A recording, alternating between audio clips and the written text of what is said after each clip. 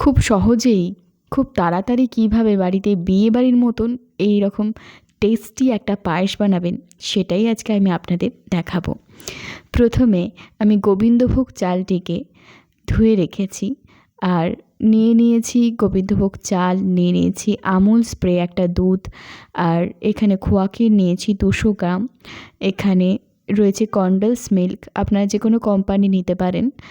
আর condense মিল্কটা আমার Nestle কোম্পানির, আপনারা যে কোনো নিতে পারেন।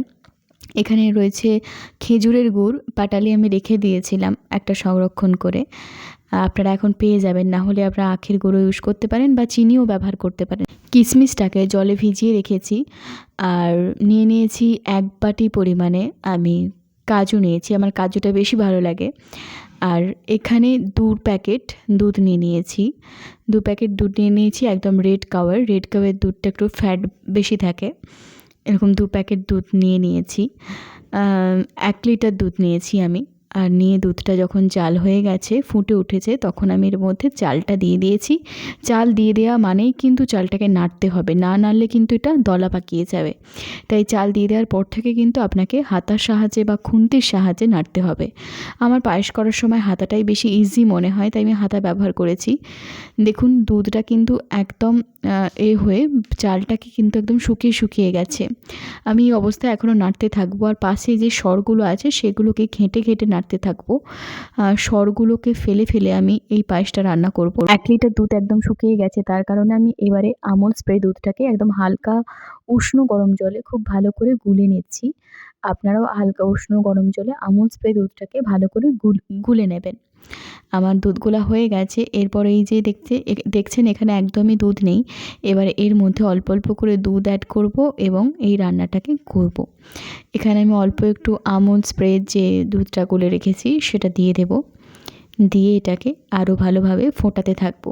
পায়েসটা কিন্তু ফোটানোর উপরে নির্ভর করেন, বুঝলেন তো? আপনি যদি এত কিছু নাও দেন, সেই রেসিপিটাও আমি একবার দেবো, যে কন্ডেন্স মিল্ক বা খোয়া ক্ষীর ছাড়া কীভাবে আপনারা ভালোভাবে পায়েস বানাবেন, সেই রেসিপিটাও আমি আপনাদের দেবো। আগে এই রেসিপিটা দেখে নিন। এই যে পাশে যে সরগুলো পড়ে আছে সেগুলো কিন্তু কন্টিনিউয়াসলি আপনারা নাড়তে থাকবেন। খোয়া ক্ষীরটা আমি গ্রেট করে নিলাম একটা গ্রেটারের সাহায্যে, আর এইভাবে আমি গুড়টাকেও ভেঙে নিয়েছি। আপনারা চাইলে গুড়ের বদলে চিনি ব্যবহার করতে পারেন, কালারের জন্য গুড়টা কিন্তু বেস্ট।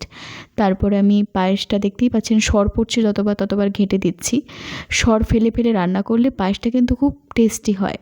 এই অবস্থায় আমি এখানে এবার গুড়টাকে অ্যাড করব। আপনারা যদি এখানে চিনি দেন, চিনিটা কিন্তু এখনই ব্যবহার করবেন, খুব প্রথমে কিন্তু চিনিটা ব্যবহার করবেন না, কারণ খুব প্রথমে চিনিটা ব্যবহার করলে খুব একটা ভালো হয় না পায়েসটা যখন হয়ে এসেছে তখনই আমি গুড়টা ব্যবহার করব। একটা গুড় গলে গেছে, আর একটা গুড় আমি দিয়ে দিলাম, কারণ আমার মানে মিষ্টিটা কম লাগছে, সেই কারণে দিলাম। আপনারা ঠিক যতটা পরিমাণে মিষ্টি খান ততটাই কিন্তু গুড় ব্যবহার করবেন, খুব বেশি দেওয়ার দরকার নেই, বা চিনি আপনাদের পছন্দ মতনই দেবেন। তারপর যেটুকু আমার দুধ ছিল আমি দুধটা দিয়ে দিলাম, দিয়ে আমি এটাকে ভালোভাবে ফুটিয়ে নেব। তবে একটু হালকা দুধ রেখে কিন্তু পায়েসটা বানাবেন, কারণ পায়েসটা যখন খাবেন তখন পায়েসটা কিন্তু বসে যাবে, সেই কারণে অল্প একটু দুধ রেখেই করবেন। খুব বেশি বসা হলে ভালো লাগে না। অল্প একটু নুন দিয়ে দিয়েছি, আপনারা আপনাদের স্বাদ মতন নুনটা দেবেন। যে কোনো মিষ্টি রান্নাতে যদি নুন না দেন তাহলে তার টেস্টটা খুব একটা ভালো আসে না। দেখতেই পাচ্ছেন সর পড়ছে এবং আমি নাড়তে থাকছি। এখন কিন্তু সরটা খুব মোটাভাবে পড়ছে। এবার আমি এর মধ্যে দিয়ে দিলাম কন্ডেন্স মিল্ক। আপনাদের কাছে কন্ডেন্স মিল্ক না থাকলে না দেবেন, খোয়া ক্ষীর না থাকলে না দেবেন, কিন্তু এগুলো দিলে বিয়েবাড়ির মতন টেস্টটা কিন্তু আসে।